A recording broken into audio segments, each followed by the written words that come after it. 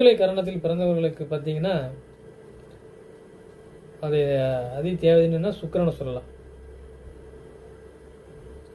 சுக்கிரன் உடைய அம்சம் மகாலட்சுமி. இல்லற வாழ்க்கையாக இருக்கட்டும், எந்த வாழ்க்கையாக இருக்கட்டும், சோபங்கள் அனுப்பியிருக்கிறது சுக்கிரன் வேணும். அப்போ தைத்துளை காரணத்துக்கு சுக்கிரன். அப்போ மகாலட்சுமி வழிபாடு நீங்கள் செய்யலாம்.